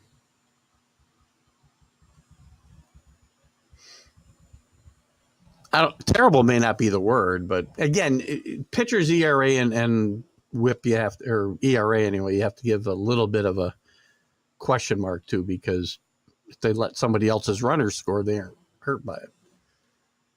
Dunning, when your middle of relief guy steps in for this ace of the staff and already has 2 wins and ERA below 2, that's bullpen depth. See, if I'm a Ranger fan, Dunning needs to be a starter. Maybe I'm wrong. And you got a pretty good manager. I mean, I said that in the beginning of the year. If there was one caveat to my prediction they wouldn't do well, it's the fact that they got a Hall of Fame manager in Bruce Bochy. Seager's coming back soon. That'll help the offense more, exactly. Can Smith be a consistent closer for the Rangers? Question mark. Had a lot of really good moments with the Braves. I like Will Smith. And sometimes, and look at, relievers are like, freaking the bipolar coaster. They're good, they're bad, they're good, they're bad. Look, I give you, name me a reliever outside of Mariano Rivera who has just had consistently great years throughout his career. Without a doubt. And I'm talking about in the last 20. I'm not talking about years ago. They all, Craig Kimbrel, good boy. All these guys have some bad years. Oh, Drew changing diapers. No, I don't think the baby's on a cruise with him. That how they count in Oklahoma? That was CA. Oh, about the Rays. Gotcha. Sorry about that, CA. I had my focus on the Rangers at the moment. My apologies. Listen, Raleigh Fingers had a couple bad years too, especially early in his career. And even later with the Padres, once he signed as a free agent, he had a bad year then too. So, and again, that's going back a ways. So I was talking about more recent, because Goose Gossage until later in his career didn't have bad years. But all these guys are Chapman, who was a great reliever at one time. He would throw a stinker in there every couple of years. Craig Krimble, I cannot say his name. He would have a bad year every now and again. Brad Lidge, some guys who had great years, they would always throw a stinker in there. Edwin Diaz, by the way, is a great example of that.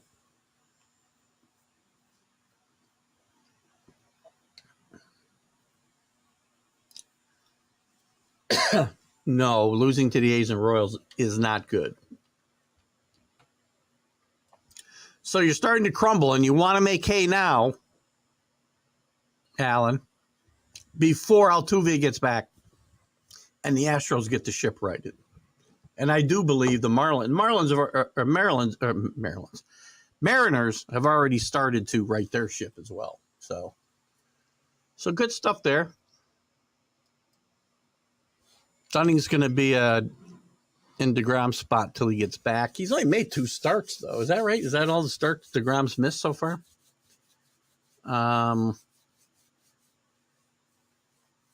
Late season, they're probably bringing up Jack Leader, who's their best pitching prospect. Okay. Dunning's one of my best pitchers. I'd have him in a rotation. Just me. And thank God for Bruce Bochy. He's listen, you got one of the greatest managers in the history of baseball. In my mind. But what do I know?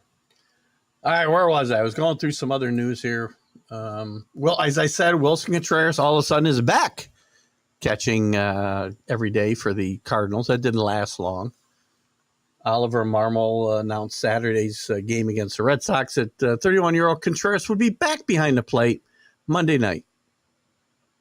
We felt good about the progress we've made. It all lines up really well for him catching Monday. So in less than a week, he learned everything the Cardinals want to do and get out of their catcher. This was just a bad plan by the Cardinals, I can tell you right now. We're going to get into some NFL here in a second. I want to talk about the Knicks, too, for a bit. I might talk about the Knicks before I talk about the NFL. Maybe not. You guys don't like the NBA as much as I do. White Sox place infielder Elvis Andrus on a 10-day IL with an oblique injury. I would say Elvis is probably a key trade bait candidate here as we get towards the deadline. Spencer Turnbull is back with the Tigers, but he's on the IL with with 15. Back on the IL with a neck discomfort.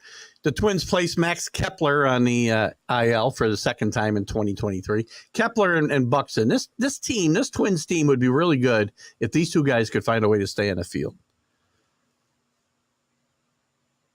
And let's see. Not interested in that story. Let's move on. It's already quarter after, so let's move on. Let's go to a little bit of NFL news. I mentioned at the top of the show, Todd Bowles at 59 gets his college degree and walked across the stage at St. Mary's. Very impressive. Always happy to see that happen for somebody, and he'll have something to fall back on when he gets fired again. Where in the world is Carlos? I don't know where Carlos is. Kenny's got to get some work done. So do I, by the way. Immediately after the show's over, I'm back to painting and cleaning. What else we go in the NFL? Tom Brady will be honored by the Patriots in their home opener against the Eagles. We don't know what that consists of at the moment, but I would say you most likely will see Tom Brady's name in their Ring of Honor, whatever we call it. Not even sure. And hopefully the number 12 will be retired. Had a little debate on the Mac and Jack show this morning about whether Tom Brady was the the best Patriot ever. How is there any doubt? And the only guy I would even put close, and I would put him close, is John Hanna. Patriots have had some great players. Andre Tippett's in the Hall of Fame. He's not Tom Brady.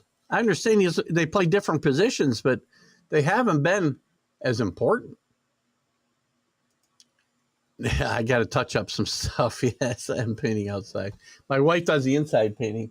There's a wall down here next to me that one of the cats who now has passed on and gone across a rainbow bridge, not due to this, not related to this story, by the way.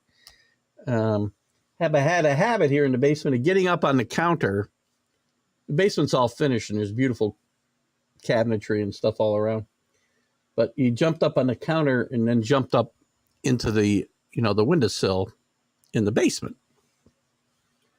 Well, it's about a 4-foot jump, and he used the wall to boost himself. So there's 5 or 6 really good claw marks in that wall. Anyway. So Tom Brady will be honored by the Patriots. I love this story. Very interesting, too, by the way, that it looks like he may be buying, at least the rumors are, that he'll be buying a small interest in the operation of the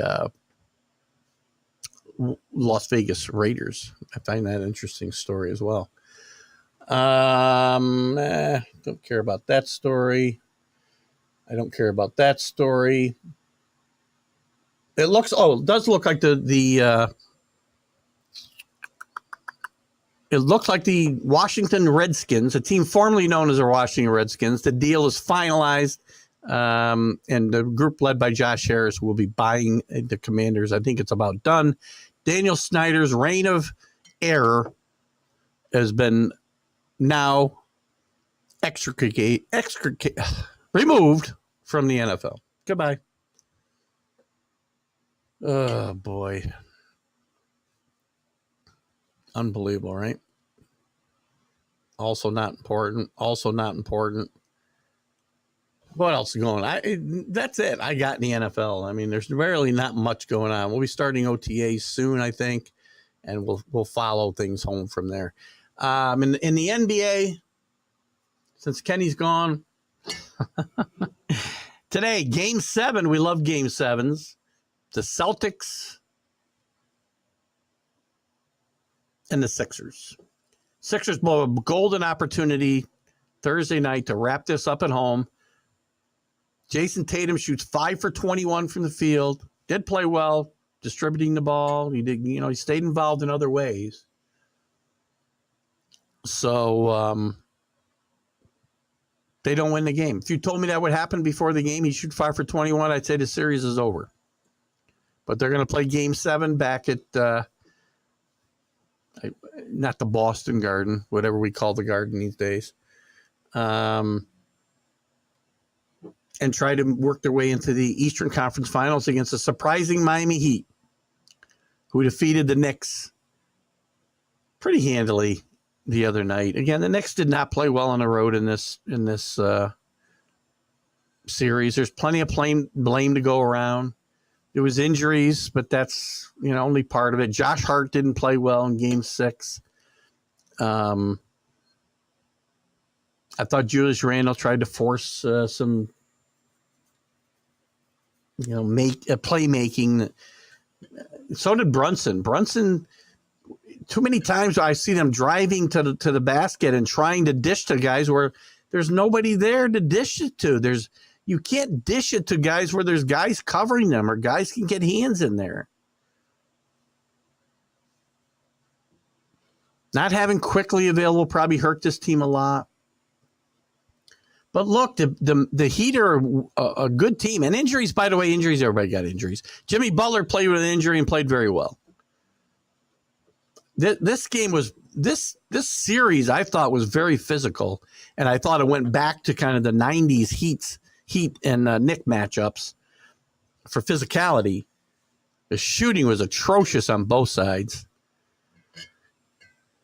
And I didn't think I'd say this, but I read an article in the Post here yesterday by Mike Vaccaro, and I think there's some validity to this. There's a possibility the Knicks might move on from Randall, and it might be a situation like he saw the parallels with, and again, some of you, well, most of you will remember this, to the Knicks trading Walt Bellamy to Detroit for Dave DeBusschere in the 60s. Bellamy was really the star of the team, but they needed to get Willis Reed at center, and they needed to, get better elsewhere. So don't know who he would get traded for or what the best matchup might be, but you could see Julius Randle shopped this year. And you've got Toppin to jump in there, and his defense is still awful. But he had some great moments toward the end of the year, and it's possible that the Knicks will be going in a different direction in this regard. And Barrett may be, not safe anymore either. So, but they've got and they got a decision to make about Josh Hart. Josh Hart's a free agent. So the Knicks have some decisions to make, and we'll see what's gone. Kenny's gone, and so are the Knicks. Suns coach is gone as well and deserved for his team quitting on him. You keep saying it that way, though, Rick. You got to either change your wording or you're wrong. His team quitting on him is not necessarily his fault. Now, you can construe it as if you say the team just quit, well, that's definitely on him. If they quit on him and each other, that's not entirely the coach's fault. And let's remember, this guy didn't become a bad coach overnight. He's won the most games in the league the last 3 years. So, I'm not sure. Listen, when these things happen and you don't show up for a game 7, or was it game 6? I don't remember. And get beat. I think it was game 7. And you get beat by 25 and you're not competitive, then somebody's going to pay the price. And often it's the coach, because you can't fire all of the players. Booker's not going anywhere. Durant's not going anywhere. They played without Chris Paul, who's not the old Chris Paul, by the way, or the young Chris Paul, I guess, as it were. They played without their center. His name's escaping me now. It is not Autry. What's his name? Rick had it the other day. He's got to play. That's not Monty Williams' fault that this guy's got banged up ribs and won't tough it out. So, I don't know. Listen, you're not going to hire a better head coach than that. Some interesting names going around. Kevin Ollie, former head coach at Kid, and supposedly this is very close to happening. You see, here's the other thing. Monty Williams did not have the confidence the owner never did. They got a new owner in Phoenix. He was really never a big fan of Monty Williams. And the GM, who could not change that. So the GM has no choice. The owner's name, by the way, is Ishbia. So he never warmed up to Williams. And again, Ayton is the name of that center, by the way. And Williams took responsibility for the loss. He understands that it's his job to get this team ready to play, and they weren't ready to play. I don't think he deserves all the blame here, though. Sorry. Players sometimes got to take the blame, but coaches take the fall. So the coaching, they're going to join a coaching marketplace that includes right now the Raptors, who fired a very successful coach, the Bucks, who fired a very successful coach, and the Pistons, who did not. The Raptors and Bucks searches are wide open. Detroit has narrowed its search to 3 finalists. Actually, Kevin Ollie is the guy who's a finalist there. I misspoke. He's the former Connecticut coach, won a national championship. So he's one of the finalists there. And I don't see any candidates listed for the Suns yet. So we'll see how that goes. We got a few comments here. One goes back to baseball. That's fine, because it's a Stream of Consciousness show. JP France was called up from Space Cowboys as well. I love that name. Doing well in a great story. I'm going to have to find out who starred that movie before we go. I've got doubts about the kid last night. Brown holding up. McCullers needs to come back, right? And he needs to be the McCullers of old. It's been a while since McCullers has been that guy, especially with Garcia down. I think it's really imperative that McCullers comes back. But even so, I think the with the bullpen and once Altuve gets back in the lineup, I think the Astros have enough to continue to compete to defend their championship. Leadership, you just got done preaching it. No, I don't. Listen, where's the leadership on the court is my point. You can have leaders, and your coach has to be a leader. And maybe you're referring to that, Rick. I don't know if you're talking about my Monty Williams comments, but you also need leaders on the court. Durant has showed forever he's not a leader.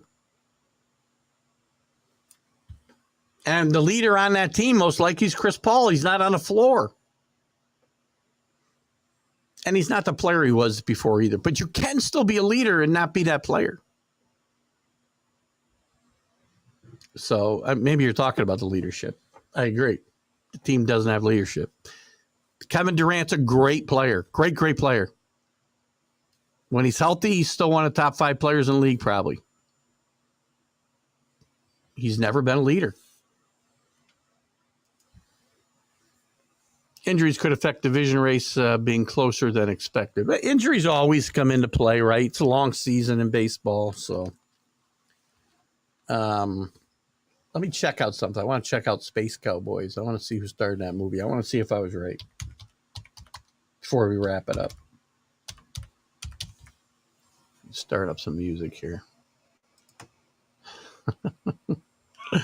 I'm all over the place today, aren't I? I'm getting some odds and ends. Space Cowboys cast. Are you ready for this? Let's play some music. We'll play our outro music unless some comments come up. Not too loud. All right. Clint Eastwood, Tommy Lee Jones, James Garner. How right am I? The guy I missed was Donald Sutherland. Also, William Devane was in the movie. Barbara Badcock, Marcia Gay Harden, James Cromwell. What a great cast. The movie, however, left much to be desired, unfortunately. Great cast, though. It was fun. I mean, look, there's bad movies that I like. By the way, speaking of movies I had no faith in, we watched 80 for Brady last night, and it was very funny. At least the first half. The second half got a little bit. But, there were some funny moments in the second half. But the first half. And when I say,